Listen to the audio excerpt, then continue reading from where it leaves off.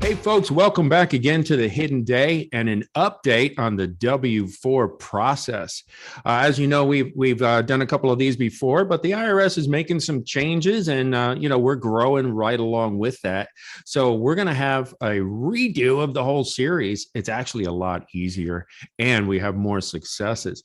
So you all know Holly, as known as Hollywood, on the Telegram channels. So hey, Holly. Hi. How you doing today? Couldn't be better. Wow, you look fantastic. So thank you. we're gonna just thank the Lord for all the good things He's pouring on us and information that He's given us in these last days, and we just give Him all the glory. So I wanted to ask you, number one, we're going to start right from the beginning. So tell us a little bit about why we're doing this W-4 process, as we call it, and give it a basic idea of what it's all about. Basically, we are doing the W-4 process to be able to report to the IRS all of the corporations in commerce that are using or have used our social security numbers in commerce. Okay, so this isn't like just some scam where we're going to try and go get money out of thin air, as a lot of people are trying to do. This is actually a duty we have then, because if they're using our social security number, what you're saying is that as a form of employment, and that's why we're using the W-4 form? That's exactly right. Okay, so I don't know if you're aware of that, folks, but anyone for any reason that uses your social security number, like a loan, like a credit card, like your mortgage, like even a traffic ticket or some court issues, anyone that asks you for your social security number, the IRS considers that an employee relationship. So we're actually doing our duty. This isn't a nefarious, scary thing to do. Our duty is to report that. So we're just going to go ahead and report that, right, Holly?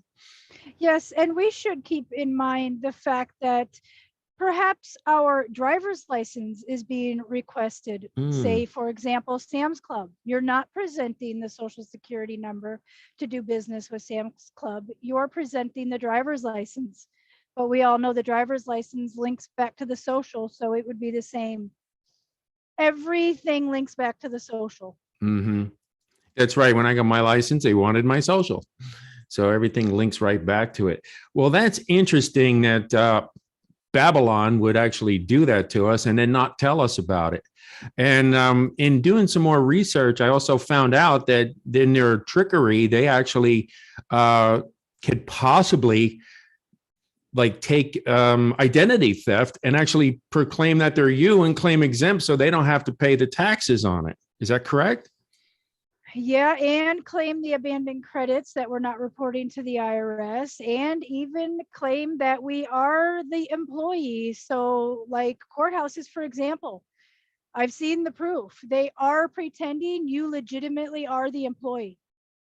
Wow. So it is my duty then, if I have a court situation, to report it to the IRS via the W-4 form.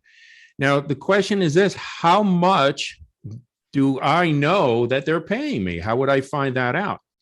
There's tools that we just follow the money, and that would be what I would consider to be an advanced or a complicated filing. And right now we just want to stick to a good, strong foundation that we can build. Those other tools will come in handy, just building from there. But that's a complicated filing.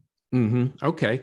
So in lieu of the complicated filing, could I just say, hey, this is my good faith assessment on this, and then put an amount that I think it would be worth, but then write them a note and say, hey, if this is a mistake, I give you permission to correct it. You guys do whatever you want to do. I know how I do it, and it's considered complicated and it's very thorough. Okay, you do like to be thorough. I was just thinking because, I'm sure there's some people that are watching or may not be as thorough as you are, and wondering if there's a way to have them do it. Because I know if you do, let's say you do your taxes, you can check the little box that says, hey, you do my taxes for me, and then give them all the paperwork. So I was wondering if that was a Sure. possibility. Hmm. Sure, you can abandon as many credits as you want in the process of doing the W-4 sandwich. And that's essentially what you have to measure. That's the risk that you run. Doing it with half of the knowledge or a quarter of the knowledge and risk abandoning huge amounts of credits. Sure, if you want to take that risk and do it, go for it. Okay. So, in a nutshell, folks, we're going to teach you the basics of how this works and how to get things rolling right away. If you do have something complicated, we'll work on that at a later time if you're willing to. And if you're not willing to do all the complicated work, send it in. But you have a risk of not getting all of the benefits and write-offs. What do we call them? Oh, they'd be return credits. Yeah, the return credits. That's it. Brain went away for a second. Okay, so that's pretty exciting and that's pretty clear, I think, as well. But in the beginning, we're just going to start with your credit and anything that was done on your credit. Is that correct? Credit report is a really good place to start because there's no risk and you get to see the results and show it off to family and friends and get everybody on board. Okay, great. So let's hit that up, and we'll get going right on the credit report. So we're gonna break this up into bite-sized pieces. So for now, what does one need to do to get started on this W-4 process and claim these credits? Sure, get your hands on your credit reports. Okay, and that's easy enough to do in these days, right? I mean, you can go to any one of the credit reporting apps and things they have out here. Now, the apps, will they give you a full credit report or do you have to order that? That's up to you. You can get the generic report or get as detailed accounting as you want, either. Okay, and they're available through a lot of these services. You could just Google, credit repair, or not credit repair, but credit apps and see. Let me ask you this too. Do you recommend getting a master file report, let's say from LexisNexis? You can do that, sure. It depends on if you want to handle stuff coming into your mailbox that's readily at your fingertips and all the accounting is there. Have you went through all that and now you want to add more to your plate? I mean, that's all something you guys have to come to your own conclusion. Perhaps you just start with, the credit report and what's coming into your mailbox. Maybe you don't want to do anything extra right now. It's just everybody's going to have a different journey. Okay. So that is your homework for this time, ladies and gentlemen. And we will see you shortly on the follow-up show. But for right now, go and find out how to get a copy of your credit report. And if the very next video will follow up with exactly what to do with that credit report on a W-4 form. So we'll see you in a little bit. You guys have a great day.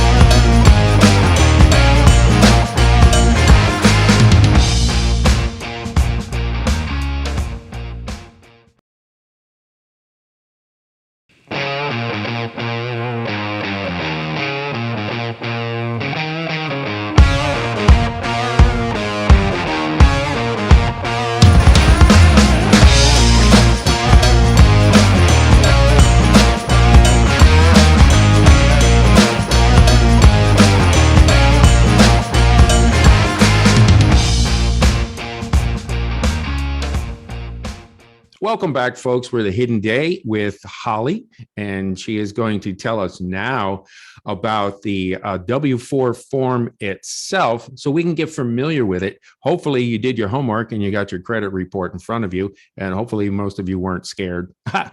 But Holly, so welcome back to the show.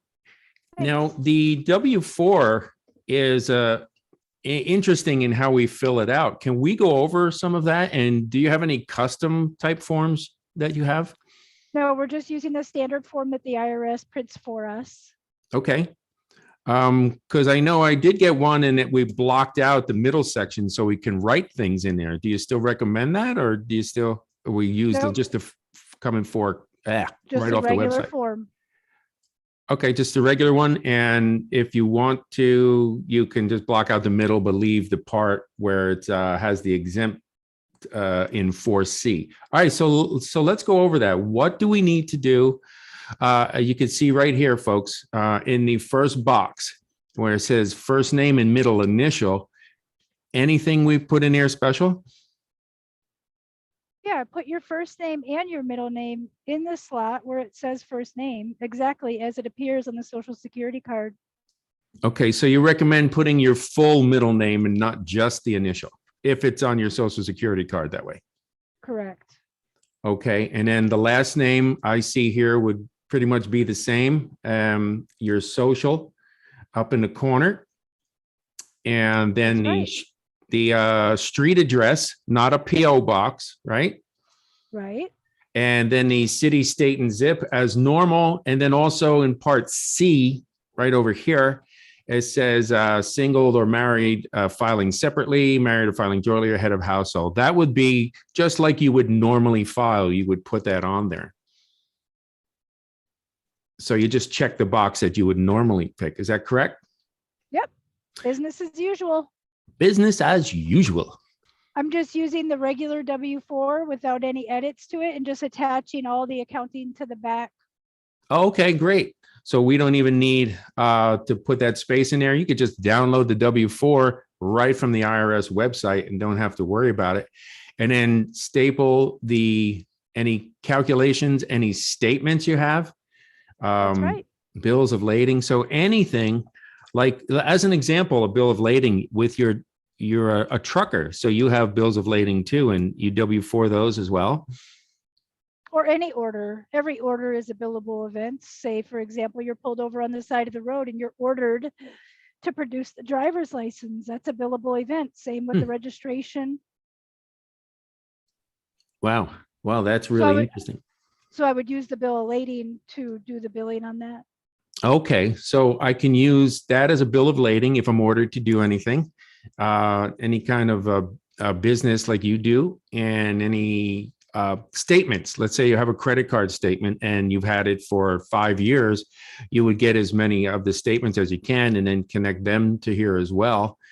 And I think if there's any kind of courts and whatnot, there's actually per minute accounting that they have for that if you're held for any length of time. Is that correct? 1400 Trezevant versus Tampa. Okay, so you can actually bill them for $1,400 per minute for every minute that they hold you. So if they hold you for a couple of days, that's $4 million. Whoa. Okay, that's pretty interesting. Now, right here in the 4C section where, it says extra withholding. So what would we put in there? How would we calculate that? That's both sides of the ledger, or perhaps even 3 sides. However much accounting you can get, the bills plus the statements plus the, say, for example, the credit application or the application for employment. That would be a letter of credit as well. So we would add all those sides of the ledger together, and that would be the amount in 4C, because remember, at no time is this credit or these credits the corporations. It's always your credit. Okay. So as an example, if I filled out an application for a credit card, how would I know how much to put in the exempt line? Well, if you have the credit card application, there's going to be dollar amounts on that form. You're applying for this much credit with this much interest, this much late fees, this much, add it all together. Oh, I see. That's the line of credit right there. Okay. That's a separate issue than if you get approved and you're getting bills, which is again a separate issue than the payments. So to be clear, if I apply for a credit line and it's $5,000, okay, and then on the back it has $99 a year, it has your late fees are $25, and it has that. I take the 5,000 plus all those other fees and I add them together, and then that would be my withholding.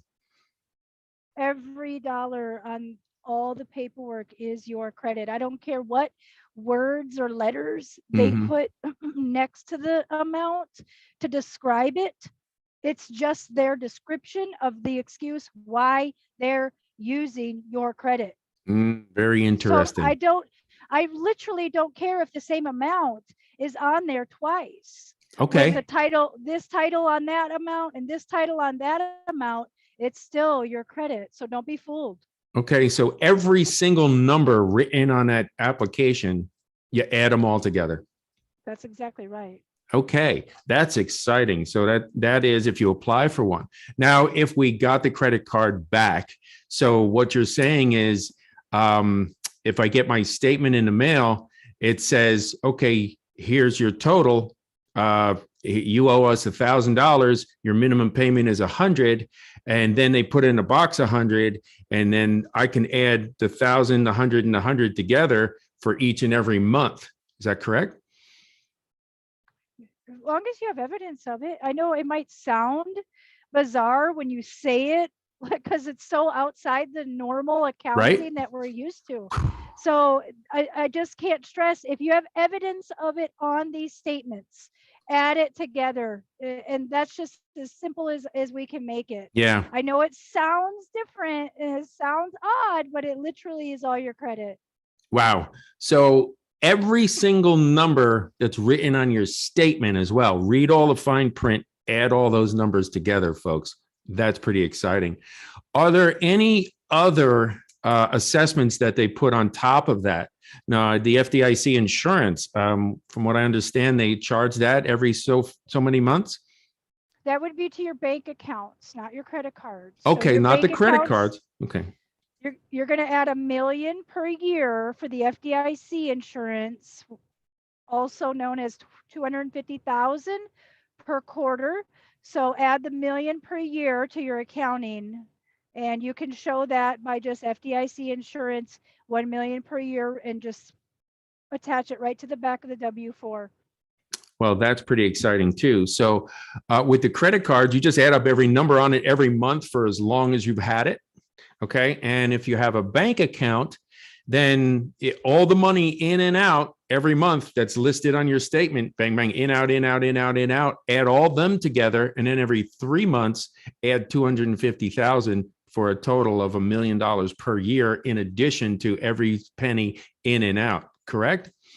The deposits added to the withdrawals added to the monthly service fees, added to any ATM fees and or overdraft fees, withdrawal fees, bank check cashing fees, all the fees, everything gets added together. It's all your credit. Wow, that is amazing that we can do that.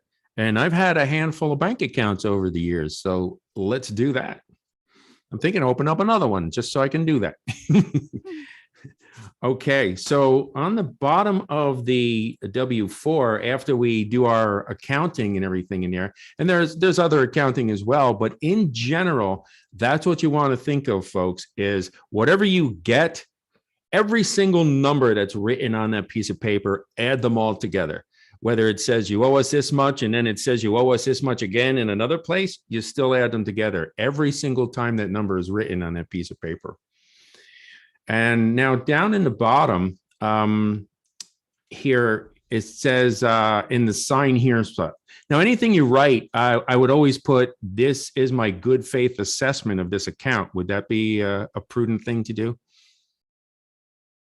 I put done in good faith. Okay, done in good faith. So yeah, that's language, done in good faith, so they know you're not just trying shenanigans, you're trying your very best. Now, in step 5, where it says sign here, you recommend a by, like BY colon, and then the first name dash middle name wrote out, and then another colon and the last name. How I do it is BY colon, my qualified endorsed signature, whatever that looks like, your normal signature. Okay. and then authorized representative for the represented person, done in good faith. Okay, great. So we'll have that written out for you folks, and we can send you the templates too. But by colon, and then the way you sign, and I sign first dash middle colon last, authorized representative for the represented person, comma, done in good faith. Excellent. So, oh yeah, underneath the extra withholding, it is recommended you write exempt in there. Is that correct? Must. You must right underneath 4C, where it says extra withholding, and you put your amount in there. You write exempt in, I have it in capital letters. Okay. So, and then we put clearly today's date, we put on there. Now, the employer's name and address, that would be any of these agencies that, like, let's say the credit card company, correct? Yep. Okay, and or the bank or whatever company is using your social and claiming that you are an employee. Then over here in the first date of employment, that's when you opened the account, correct? Yes. Or if any other events, let's say you got a ticket, it would be the day of the ticket. Let's say you got locked up. That would be the day you got locked up, and that would be the start of the employment. And then here has employer identification number. And so that would be an EIN, and everything has an EIN in commerce, including the court systems, including the all of the companies that run your credit, and everything else. Pretty much they're working in commerce, so they need a number to operate in commerce. So we will put that number there. Do you have any ways to find out that number, Holly? The EIN? Correct. Well, sure, just call them and ask. What if they refuse? Then write that it was refused and swear out an affidavit that they refused to provide their W-9. Okay, so is that any kind of a benefit? Does that throw up red flags for the IRS if they refuse? Yeah, that's suspicious activity. To deny you your detailed accounting is suspicious activity, in which case your response would be, please provide me a copy of your W-9. And if that's refused, absent the innocent explanation, the opposite must be presumed. So we must presume there's suspicious activity, in which case we have a duty to report that suspicious activity to the IRS, let them go figure it out. And there's a process that we coupled with the W-4 sandwich that we would want to effect immediately in the event you suspected suspicious activity. Okay. Would that be something we can have a show on, or is that kind of one of the future complicated things? It's a complicated filing, but it's definitely something that we want to spread to everybody. There's a real process that can help you guys get remedy for this suspicious activity on your accounts. Okay. That would be, I think, a great show. So we'll have that after we get everyone ironed out with the regular W-4 process. Well, that is terrific. What we're going to do is you have the W-4 and you have the basic idea of how to figure out how many numbers. Short story, just add up every single number on every single statement that you can get your hands on and make a good faith estimate, because I know some companies will only go so far back with their actual statements that they can send you. So you can make a good faith estimate going all the way back to where it was, and then just tell them, they may have to do some further digging into that. Am I correct in saying that, Holly? So in the event that I could not be provided the detailed accounting, what I would then do is create my own detailed accounting. I would send it to the corporation and put the corporation on notice that this is my good faith assessment of my account with you. And unless you can rebut it with more accurate numbers, I'll be happy to use mine or yours, whichever you prefer. Just govern yourself accordingly. Wow, that is really powerful. I can see that we certainly have grown a lot since we did the first batch of shows, which is why this is great. We're doing the second batch of shows. Okay, so that's it for this time, folks. Print up a couple W-4s. all right, yourself. And then if you want, you can send me an email, thehiddenday@protonmail.com, and I will send you a template of exactly what we talked about on what information to put in those spots, just so you have it correct. It's not like it's hard, but when you're first hearing it, you want to make sure that you can get it right. So we're gonna wrap up this show, get some W-4s, practice writing on there, and then see when you feel comfortable. And then in the next show, we'll go to the next step. You guys have a blessed day, and we'll see you real soon.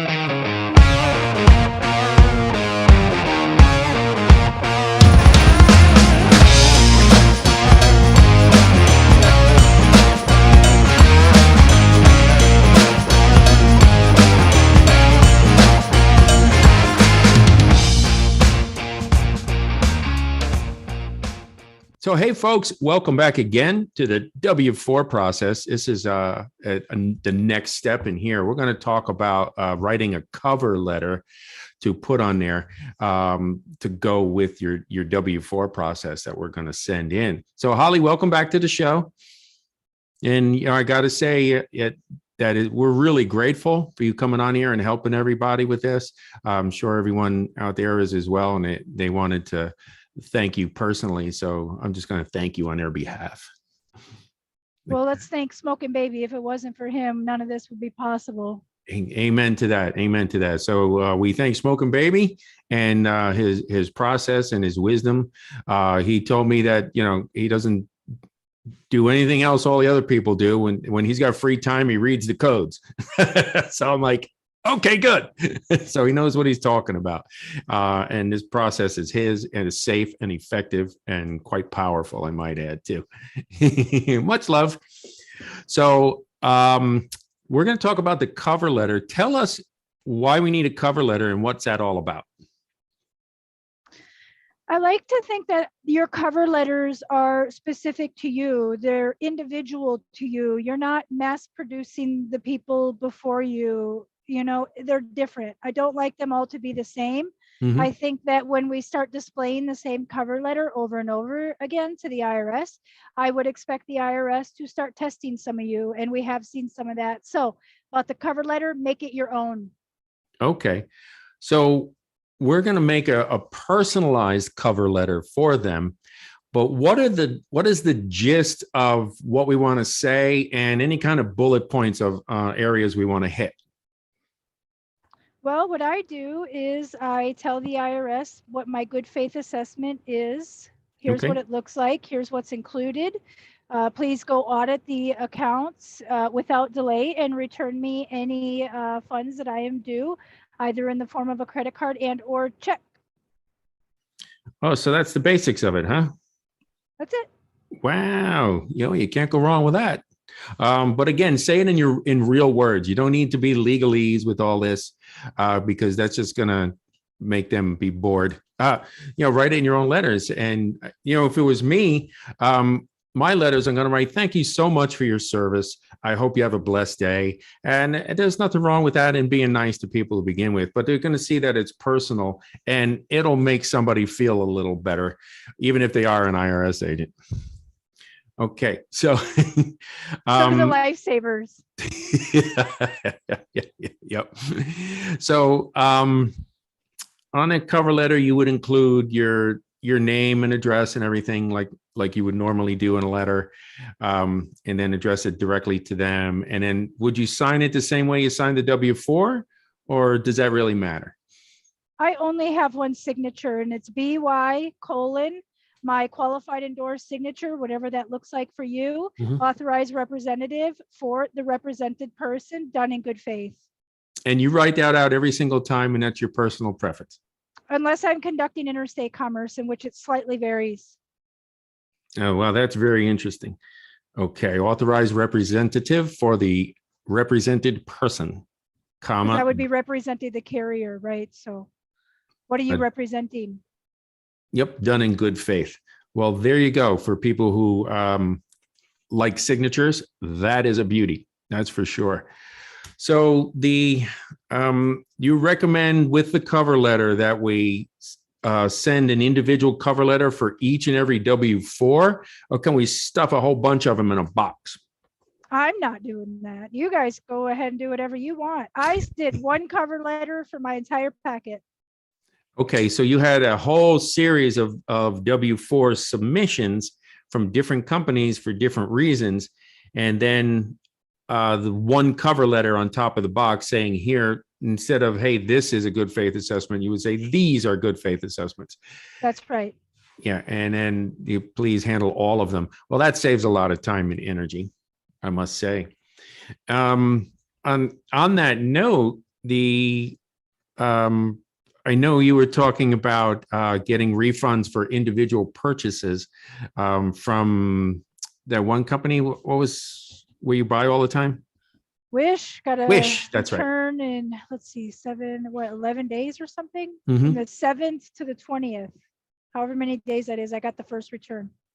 Okay. You're not going to see that quick results no more. Now Not we're anymore. looking at, no, now you're looking at about, I think we're past 55-day mark. So you're probably looking at around 60 to 75-day returns now. Okay, so don't expect everything immediately anymore, folks, because a lot of people are starting to do this, and the IRS likes it. I think maybe that's the reason they hired so many more agents, is because there's so many more people doing the assessments like this. So they're like hurrying up to collect their cash. Just a thought. See, I wanted to ask you too, for each one of those, you do a W-4 in each and every transaction, or you just had the list, like your statement, and just put it in there, and then they went through each transaction? Each corporation. Okay, so each corporation will get one W-4, and then all of their, whatever's on your statement will be attached, and then they'll go through that. So you don't have to do a W-4 for each and every transaction, just each corporation. Okay. Even if you have several accounts open at one corporation, say, for example, Wells Fargo, you have the checking account, you have the savings account, you have the business account, you have the credit card account, you have the mortgage side. That's 5 different accounts, one W-4 sandwich.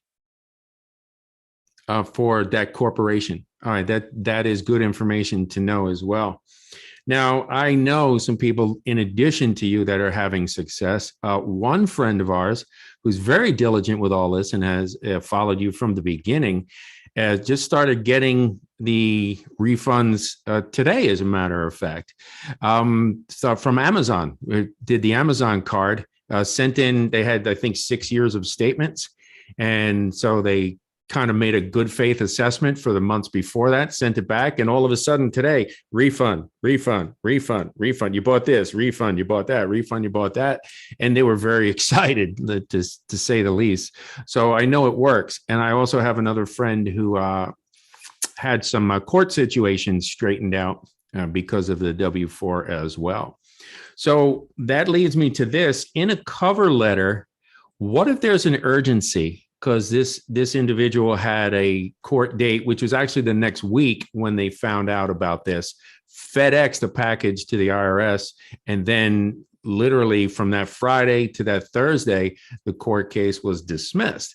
So we're trying to figure out if that was in fact the W-4 process and their assessment, and they didn't want to be responsible for that or pay any taxes or give them the benefits that they owe, because they're an employee, they need paid time off, they need, what's the retirement package, they need all those things.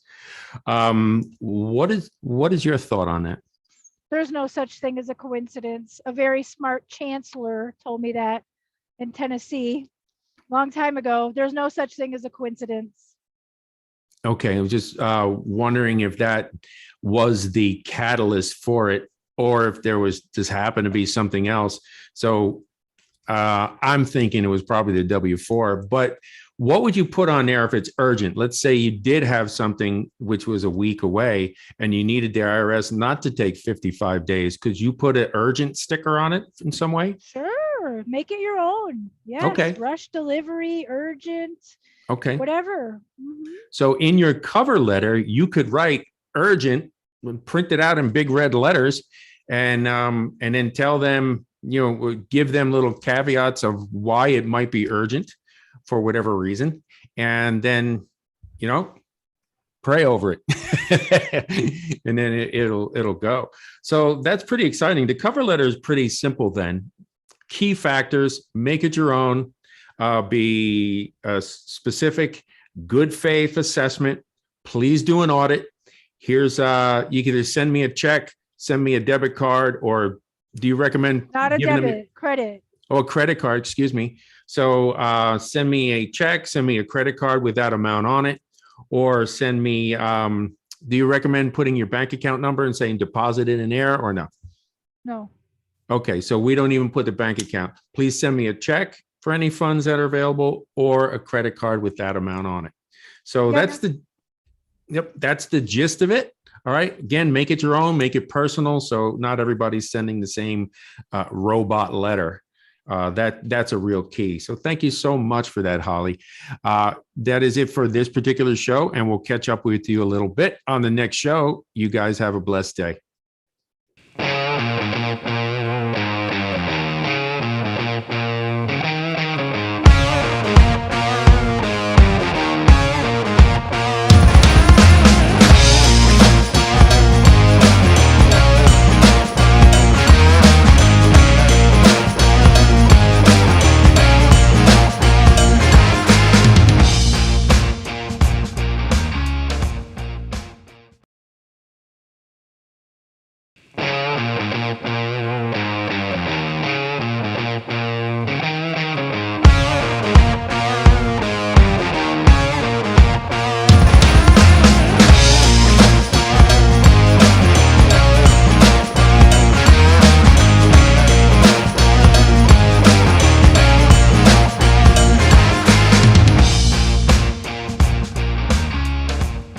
Hey, folks, welcome back. We're doing the next follow-up show. We did the cover letter last time, and now we need to know what to do next because we don't know what to do next. But Holly, welcome back. Thanks. Yay. So after we do our cover letter and we have our W-4 filled out, we have all our statements, we added all the numbers together. What is the next thing we need to do? We want to paperclip everything together, not staple, paperclip, and take your little 1040V voucher, just the check part at the bottom. Okay. Tear it off, fill it out. You've got your name, just like the W-4, first name and middle name is in the first name line, or however it appears on the social. Last name, no amount, leave the amount blank. There's no need to endorse the backside. Put your address and slip that little voucher up underneath that paperclip for the whole sandwich. Do that for every single corporation. So the 1040V, and they can find that right on the IRS site? Yep, it's a free form. It's ours. Okay, we will take that free form. Thank you very much. What does the V stand for? Voucher. And I suggest everybody read all the vouchers that the IRS has available to us. Read the instructions on every single one. Okay, so start doing some homework, folks. You want to govern your own house. It takes some discipline. So this stands for the voucher. And what you said is clip off that bottom part as if it's a check. Okay. And then we fill it out with the same information that we filled out on top of the W-4, first, middle, last name. And then you don't put anything in the money boxes, right? You do not. Okay. Do we sign the 1040V? You do not. Okay, that's very important, folks. Do not sign the 1040V. It's just a voucher that they can use, but it has your information filled out, so they don't have to fill it out. But they're going to do their assessment on it, and then they will sign it. Is that correct? They will fill in the amount. Okay. So they will do their assessment and then they will fill in the amount, because you don't want to be in a position where you fill in the amount and then you sign it and it's incorrect. That could lead to some issues that we're not going to talk about. So just don't sign it. Just put your address information in there and whatever they ask for there, and then don't put a number in a box, because they will fill all that out. Cut it off as if it's a check. We don't sign the back either, right? No. And we just put that under the paper clip right into there. Now, into the package. What does that do exactly? The voucher Yes. pays the IRS to go do the accounting, do their job, gives them, hopefully they get some bonus. Maybe we're retiring 80,000. Maybe that's why they need more. Okay. So this voucher is actually a payment stub to the IRS for the assessment that they're doing. Where does that money come from? Well, it'd be out of our account, the unlimited account. Okay, truly so is that would be out of unlimited. what we know as the SESTA KV or the Treasury account. Is that correct? That would be the Social Security account. The Social Security account. Yeah, I know they go by different names, but basically we have a Social Security account with an awful lot of money in there, and this voucher is allowing them to pay themselves for the work they're doing. Is that correct? Yep. Okay, so they love this process. Do you see, folks, why this is a good process? Because you're not asking them for money. You're not doing any fraud. You're not trying to trick anybody. You're saying, I'm reporting this information to you because that's my duty. This is an employee relationship that they have me in. Here's my reporting information. And by the way, here's a voucher. Okay, so you can take your fees and dues, whatever that looks like to you, and that's available to you in this voucher.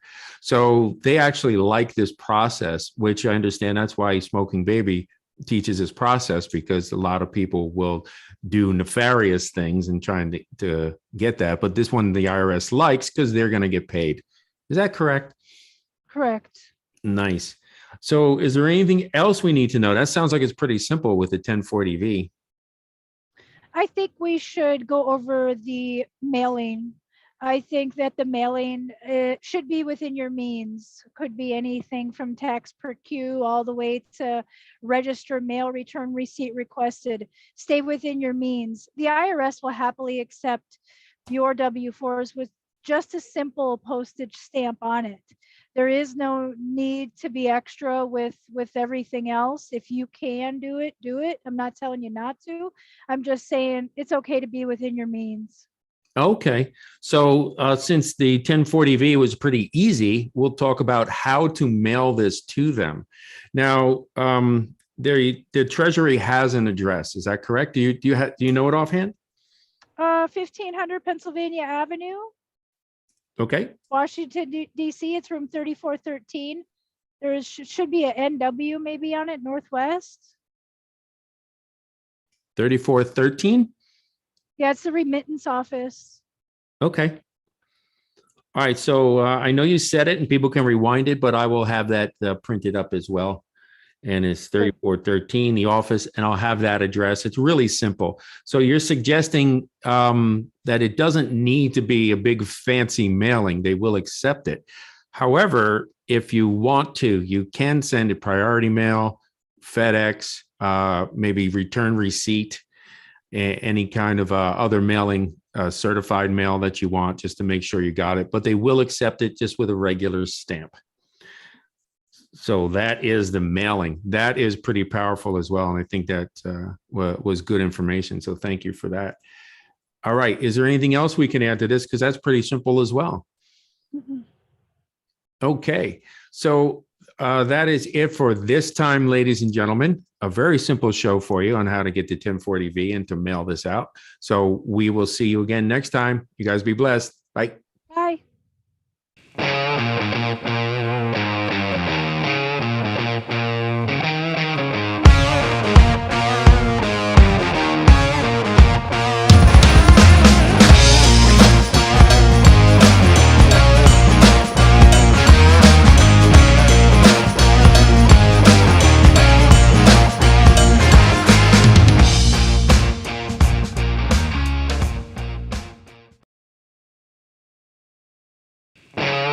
Hey,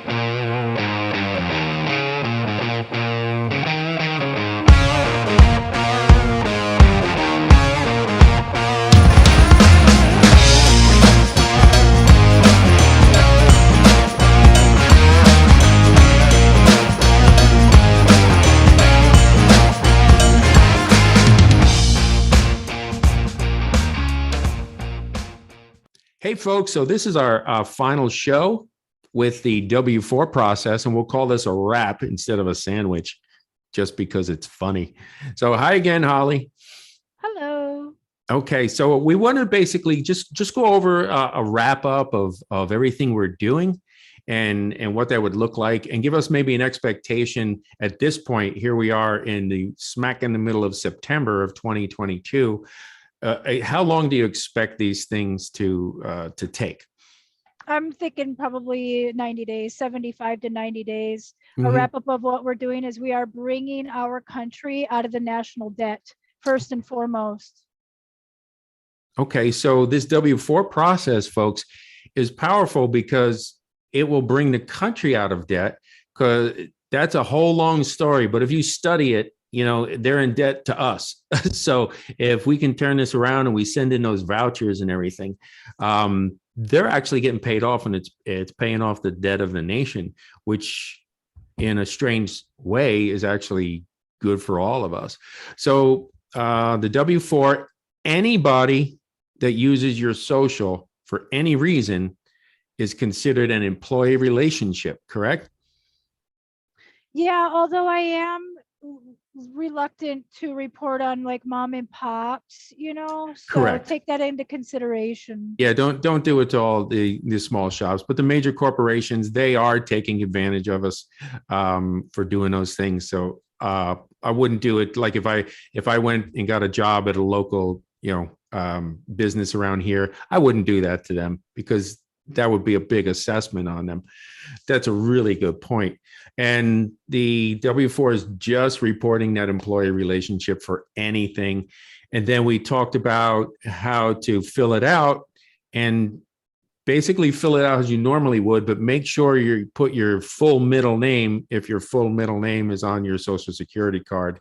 And then the signature, if you can go over that one more time of how you sign things, and people can get an idea of how they would like to sign. Sure, it's BY : and then my qualified endorsed signature, whatever that looks like for you, and then authorize representative for the represented person, done in good faith. Done in good faith. So that's a great way to do it, because now you're doing this in honor. You're not doing this for nefarious purpose. And that's what done in good faith means. I'm being honorable. And if I made a mistake, then you kind of feel free to correct it. That's kind of the gist of how that works. So once we do an assessment of all our paperwork, and every single number written on every single statement you add together, folks, because that's what they're using, and that's why they write them on there.